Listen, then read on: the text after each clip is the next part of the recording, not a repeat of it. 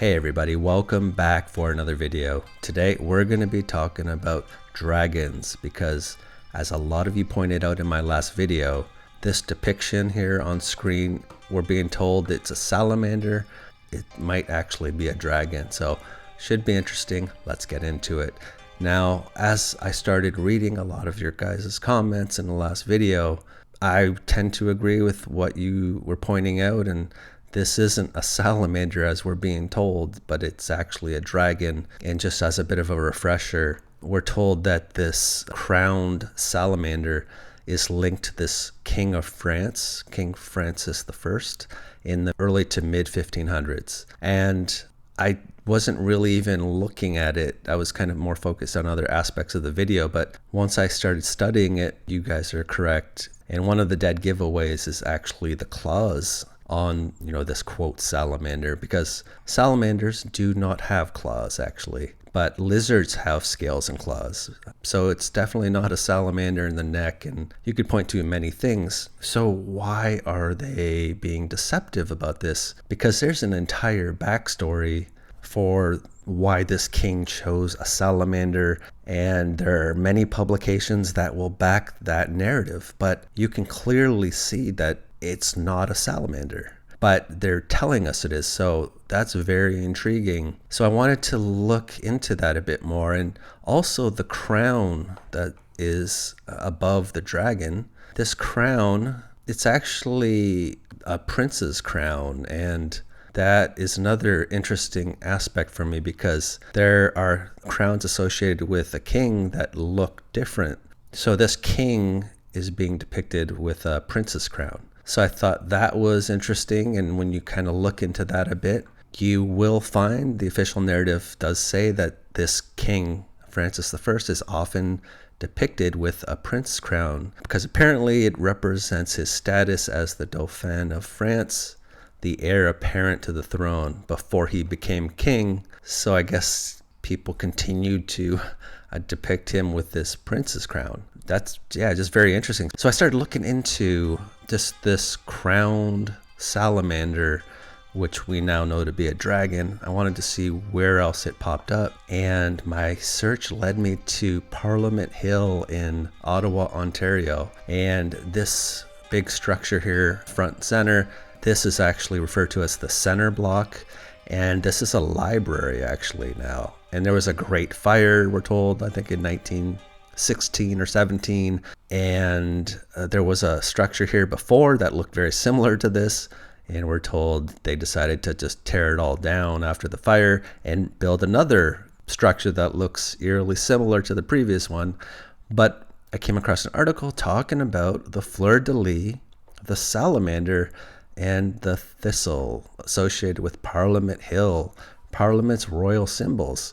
So as I started looking into this article, sure enough, there's, I guess, a lot of fleur-de-lis depictions associated with Parliament Hill. It appears all over Parliament Hill as a symbol. And even this spandrel in the center block building, there is a shield with a fleur-de-lis from the arms of France, and it's linked to Francis or Francois I again. So you got the three fleur-de-lis, and again a different type of crown here and two faces, but I recognize the three fleur-de-lis pattern in this coat of arms. And again, that's also depicted on that building in New York City, the Alwyn court. So very interesting. But what else can be found on Parliament Hill is a crowned salamander, which we now know to be a dragon. And the salamander, we're being told it's an emblem of Francis I or Francois I,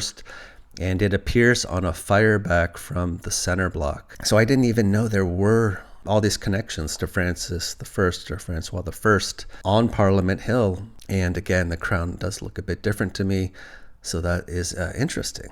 Now, I wanted to look into fleur-de-lis a bit, and of course, the fleur-de-lis is the official emblem of the kings of France since the 12th century. That makes sense, but they're also linked to the Medici family and Florence in particular. And of course, the Medici family is linked to Florence. But when I started looking into this, and they have a stylized fleur-de-lis linked to them, I noticed that on this same building in New York, once again, Alwyn Court, there does appear to be this stylized fleur-de-lis that is scattered throughout the facade of that building. And apparently this particular type of fleur-de-lis was the flag of the Republic of Florence from 1250 to 1532. And I guess the flag is still used today as a symbol of Florence and to some degree previously the Medici family.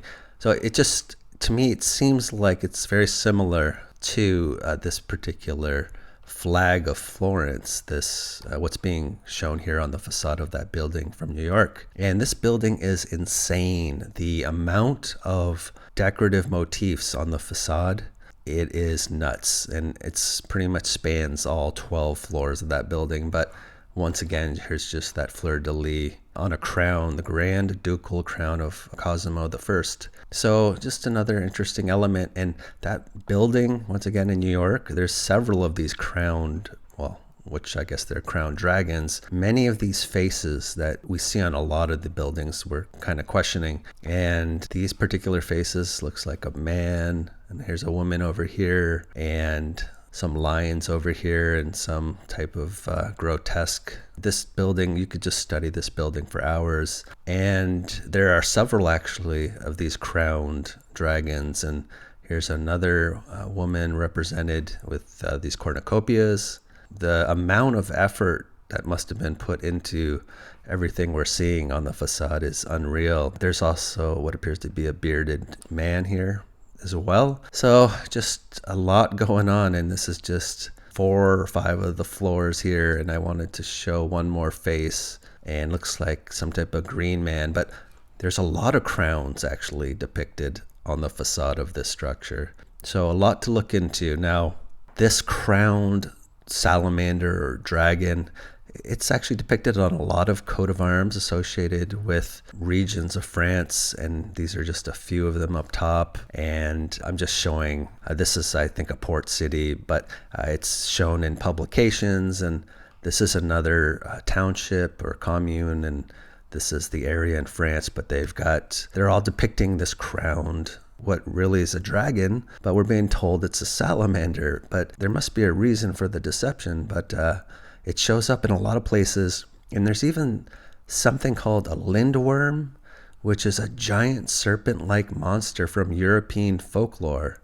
And it goes by a few different spellings. But you can also see, this giant serpent-like monster breathing fire as well. And it's also on these coats of arms. And an archaeologist from the 1800s has described it as basically a dragon without wings. So there's a lot of depictions of things showing up on coats of arms that may be dragons or claim to be dragons, and I just wanted to mention a few of those.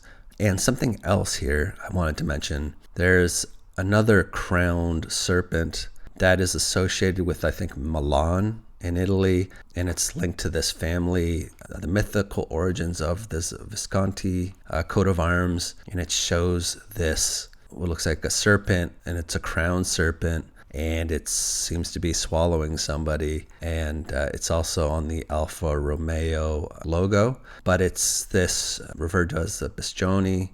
It's a snake symbol often associated with Milan wearing a crown, and it represents this powerful ruling family, this dynasty in Milan, who used this snake as their symbol. So just a lot going on with crowned serpents and dragons, and here are some depictions of it in and around Milan, Italy. And I guess the former Prime Minister of Italy, Silvio Berlusconi, one of his residences, he's got this crowned serpent depicted on his lawn, apparently. So just a lot of interesting things seem to go back to Italy, France, and they're deceiving us about this salamander dragon issue, and I think I'm gonna have to dig into that a bit further, as well as the types of crowns that are showing up. But a lot of interesting rabbit holes to go down, but I think that's about all I got for you for today. I want to give a big shout out and thanks to my channel members. Thank you for all your help and support, greatly appreciated, as well as my patrons. Thank you as well for everything that you do. It's also greatly appreciated. So with that being said, until next time, take care. Bye.